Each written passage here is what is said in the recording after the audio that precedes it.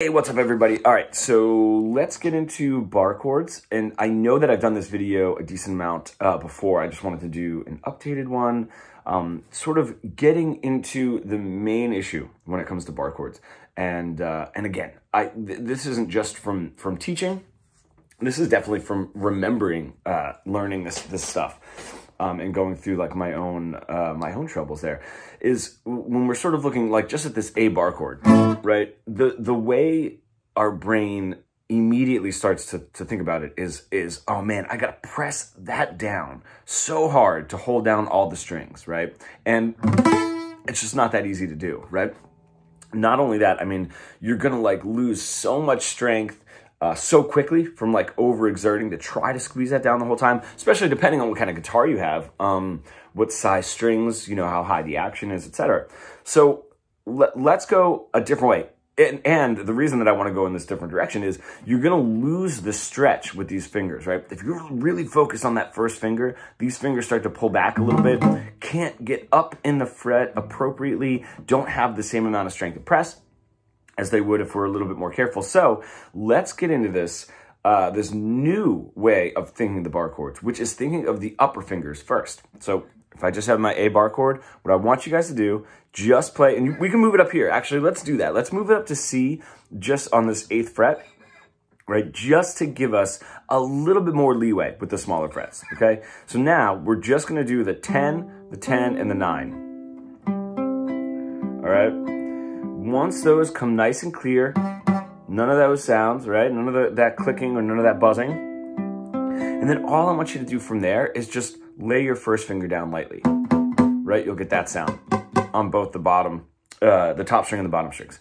Now, from there, you can feel it, right? You'll feel it on that part of your finger. What we can start doing is applying the pressure to the top without pulling back. Now we should have 8, 10, 10, 9, right? Nice and clear. And then those bottom still clicks till eventually we can make that full curve, right? Because on those bottoms, when you get those clicks, you'll feel it, and then you'll know where to apply the pressure.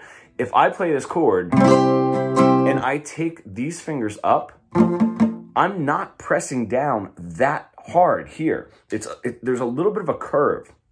Right now, depending on if you're playing the major or the minor, that's going to change around a little bit. But that has a little bit of like applied pressure to the top and the bottom rather than an even applied pressure straight down. And that's what's going to take some of the strength away. Also, your thumb should be a little bit more behind where your second finger is. And if we're focused so much on that first finger, that's where we start getting that pullback. Right from here, we start losing that strength because the thumb is so pressed behind the first finger that D starts to struggle a little bit. So that's how I like to do the bar chord. Same thing if we move it up here, right? And we just have now some people will do their major bar chords like this. I don't, and the only reason that I don't do it that way, and I try to do it with my third finger, I try to teach it with my third finger, although I don't like to make anything uncomfortable. And there's certain things that one student will find a little bit easier than another with their fretboard hand. So I never like to force that. But the reason that I do like it with your third finger is because it's always easier to sort of get around. This has so much more movement with those fingers. This, first of all, is a little bit of an unnatural hand motion. You can see how my fingers are sort of pointed backwards. So I do like to get it here. Now, same idea, right? Let's just get those to come through, right? And then we really just need the first finger there. And if you can get the first finger on the bottom, that's fine. That makes it a little bit more difficult. This version makes it a little bit more difficult to get the bottom string. But then if we switch that to a minor bar chord starting on the 5th fret, it's the same thing, right? Once this starts getting comfortable up here, we can start moving it back to the bigger and bigger frets, you know, making it just a little bit more challenging. But when you're playing these bar chords, we should be thinking of the upper fingers rather than the first finger. And we always seem to go for that first finger.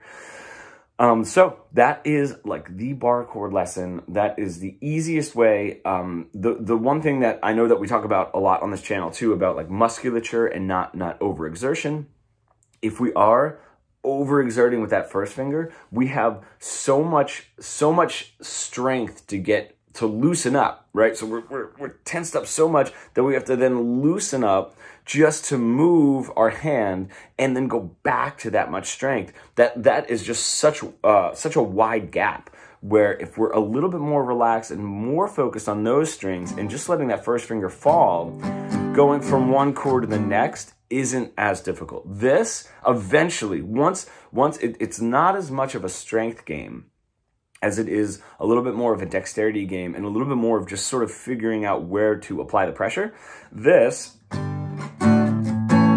will be just as hard as, right? Or at least very close to it, right? When you're moving from bar chord to bar chord, isn't that much more than open chord to open chord. So hope that helps, and I will see everybody soon.